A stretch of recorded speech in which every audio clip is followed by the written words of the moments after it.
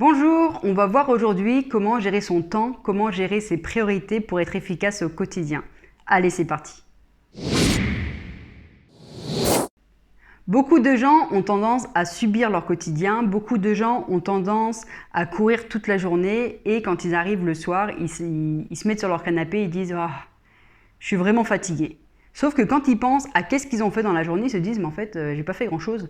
Ma liste de tâches à faire n'a pas changé. J'ai absolument fait aucune action de ce que je devais faire aujourd'hui, de ce que j'avais prévu de faire. Par contre, au lieu de diminuer, elle a augmenté. » Et ça, ça a vraiment été prouvé scientifiquement que socialement, les femmes ont tendance à prioriser les besoins des autres avant leurs propres besoins. Donc là, ça veut dire que les femmes ont tendance à répondre aux demandes extérieures plutôt que de se concentrer sur qu'est-ce qu'on a vraiment besoin de faire, nous, pour nous personnellement.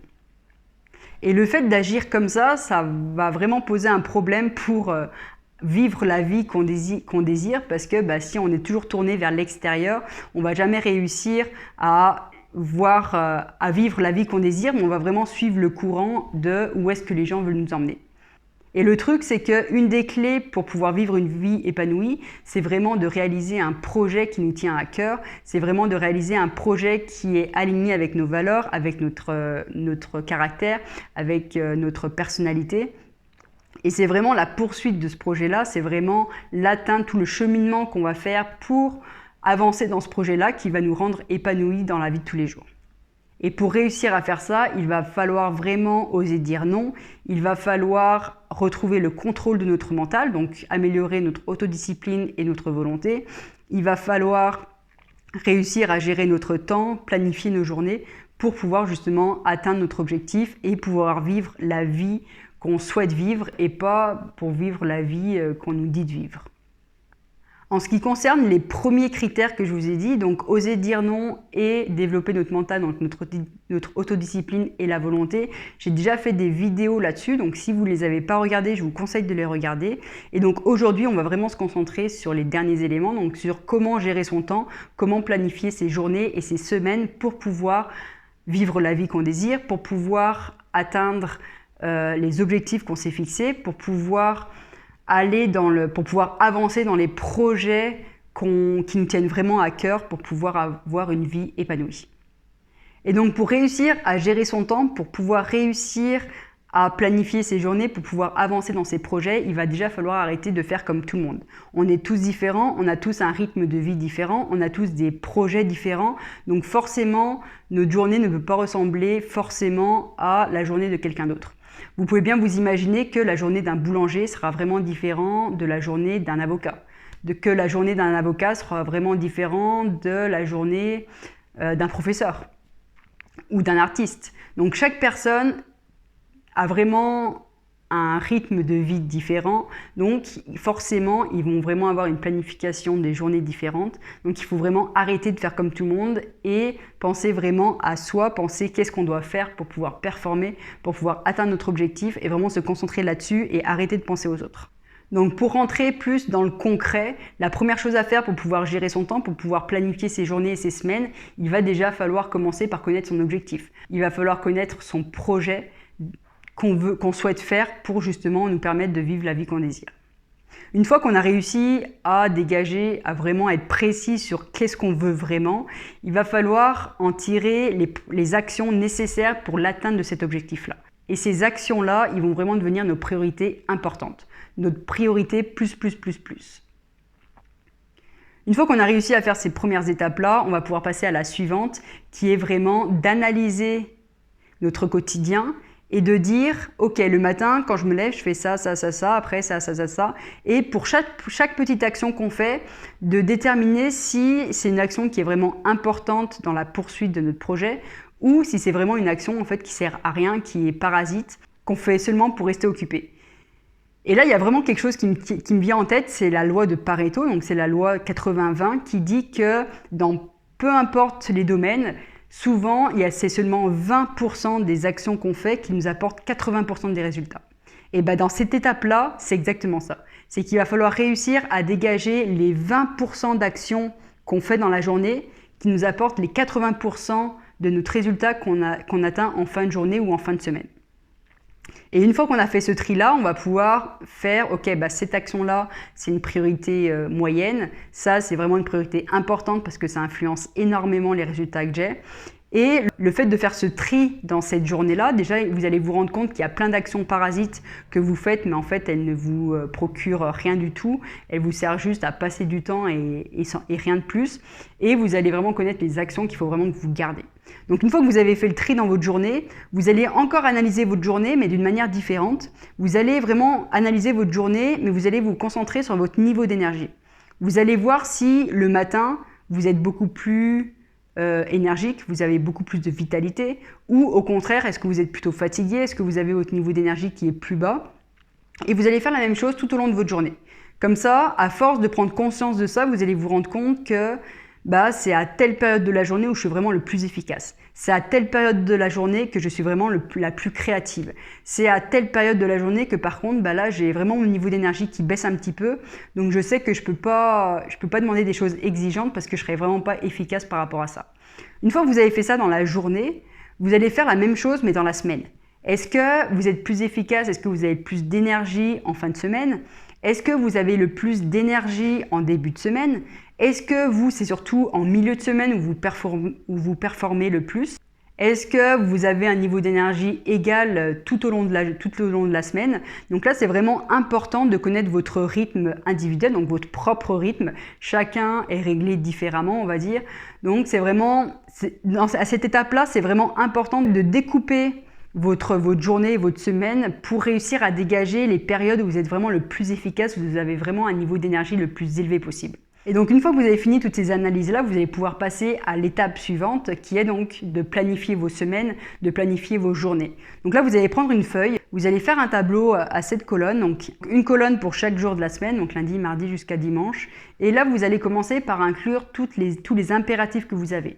Si jamais vous êtes salarié de 9h à 16h et que vous savez très bien que ces horaires-là ne sont pas maniables, ne sont pas changeables, mettez-les. Donc, assurez toutes les périodes du lundi au vendredi, par exemple, de 9h à 16h, où là, vous vous dites, de toute façon, je ne peux faire rien d'autre que d'aller travailler parce que je suis salarié, donc c'est comme ça.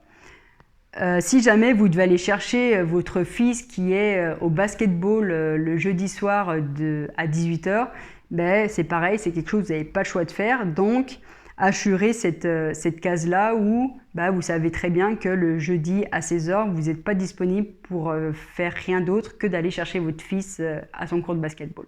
Donc là, vous allez faire ça pour toute la semaine, pour tous les jours de la semaine, tous les impératifs que vous avez, vous allez vraiment les inclure sur votre planning, sur votre tableau que vous avez devant les yeux. Une fois que vous avez fait ça, vous allez reprendre les priorités que vous avez dégagées dans les premières étapes et vous allez vraiment toujours vous rappeler des périodes de la journée où vous êtes vraiment le plus efficace parce que le but du jeu, c'est de mettre les actions prioritaires, celles qui sont les plus importantes, dans ces moments de la journée où vous êtes vraiment le plus efficace pour pouvoir faire cette action en moins de temps possible. Donc si par exemple vous êtes, votre objectif c'est d'écrire un livre et que vous êtes hyper créatif le matin, et dans ce cas-là, levez-vous un peu plus tôt le matin et vous vous dites, ok, tous les matins de 7h à 8h, je vais vraiment me consacrer 1 heure à l'écriture. Et donc là, tous les matins, vous mettez écriture de 7h à 8h. Et donc là, c'est vraiment important quand vous faites cette planification de vraiment commencer par les priorités les plus importantes. Parce que si vous ne commencez pas par ça, à un moment donné, vous n'allez plus pouvoir mettre ces priorités importantes dans votre semaine puisque vous allez être hyper chargé. C'est un peu comme l'image du bocal avec des pierres. Je ne sais pas si vous la connaissez, donc je vais vous la partager. Imaginez un bocal devant vous et là, vous avez des gros cailloux et vous remplissez ce bocal avec les gros cailloux. À un moment donné, le bocal sera plein. Donc là, vous dites, je ne peux plus rajouter de cailloux parce que il est plein. Sauf que là, on vous emmène des petits gravillons. Vous dites, c'est cool, je peux quand même en rajouter. Donc là, les petits cailloux, ils vont se glisser entre les gros cailloux et donc vous allez pouvoir remplir un peu plus le bocal. Et arrivé à un moment donné, vous allez vous dire, là, je ne peux pas mettre un petit caillou de plus parce que le bocal va déborder. Et là, on vous emmène du sable. Vous vous dites, c'est nickel, je vais pouvoir rajouter du sable. Donc là, vous allez rajouter du sable, vous allez rajouter du sable. Donc là, le sable, il va se faufiler entre tous les petits trous des petits cailloux, donc il va remplir le bocal jusqu'à un moment où le bocal sera plein et donc là vous ne pourrez plus rajouter un grain de sable. Et là on vous emmène de l'eau. Donc là, vous remplissez de l'eau, donc là, l'eau, c'est pareil, il va vraiment s'infiltrer dans tous les petits trous qu'il y a entre les grains de sable, et vous allez pouvoir remplir le bocal jusqu'à ce que le bocal soit plein. Et là, une fois que l'eau est remplie, là, vous dites, là, par contre, le bocal est vraiment plein, je peux vraiment rien rajouter.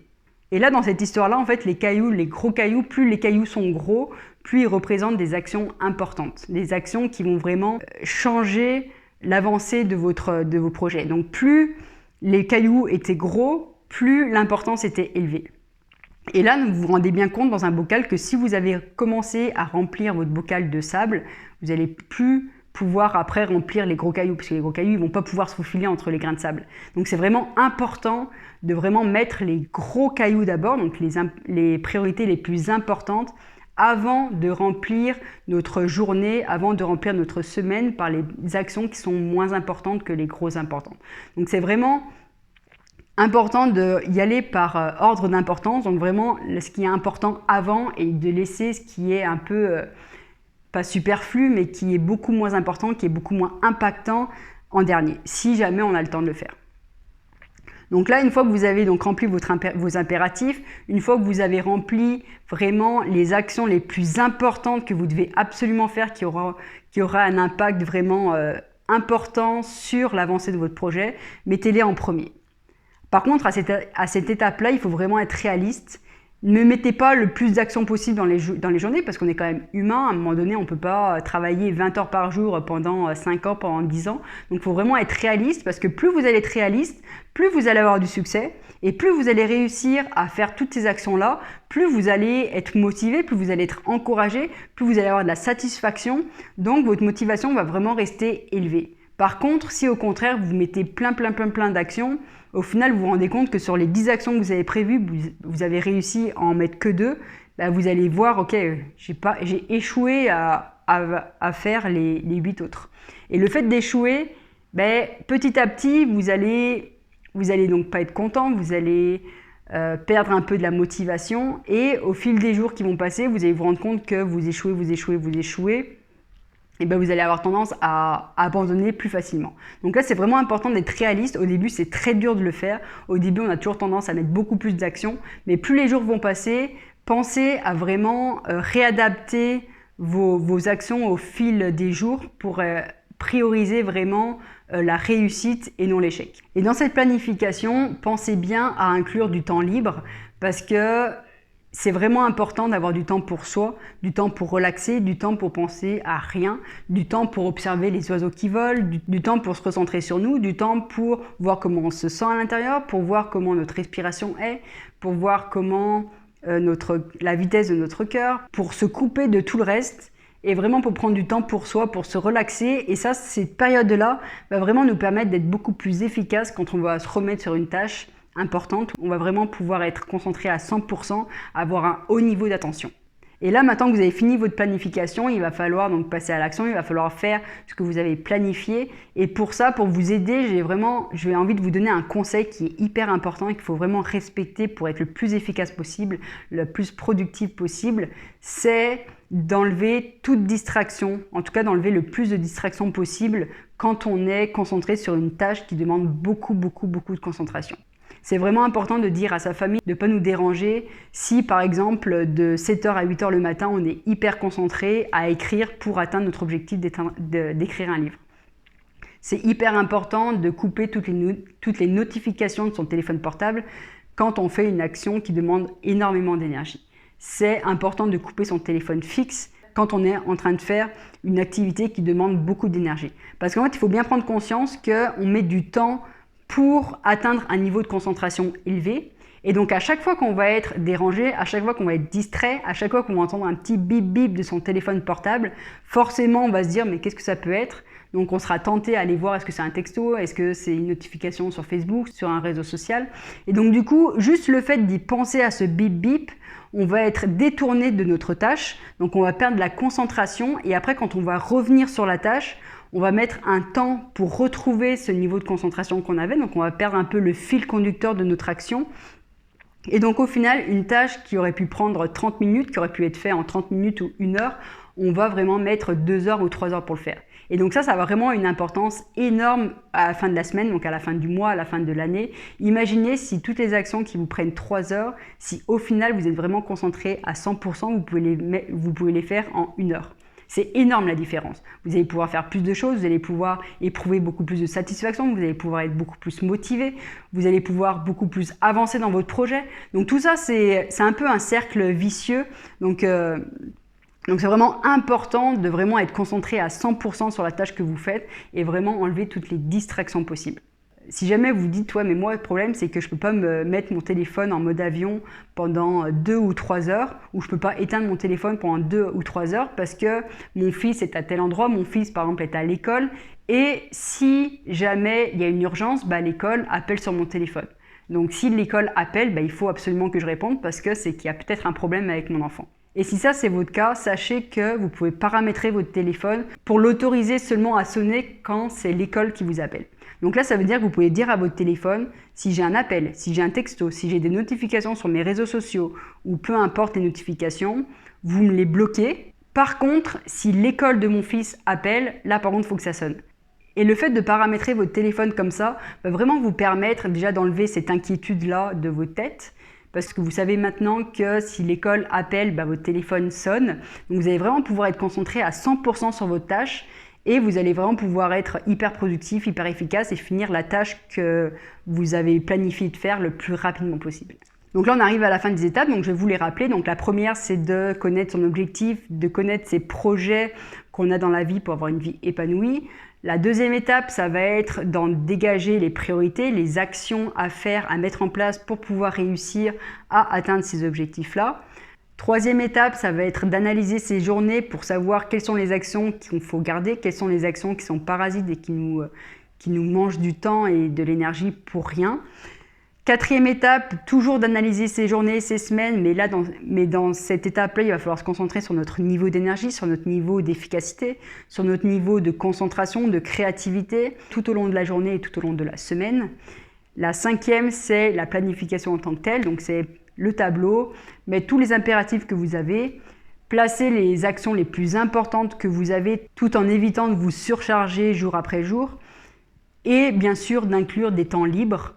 Et la sixième étape, c'est de passer à l'action et c'est de respecter la planification que vous avez faite. Donc j'espère que ça vous a parlé, j'espère que ça vous a plu, j'espère que ça vous a donné des indices, des astuces pour pouvoir performer dans la gestion de votre temps, pour devenir le plus efficace possible, pour que vous puissiez avancer dans votre projet personnel. Donc sur ce, je vous souhaite une excellente journée et surtout, passez à l'action. Ciao!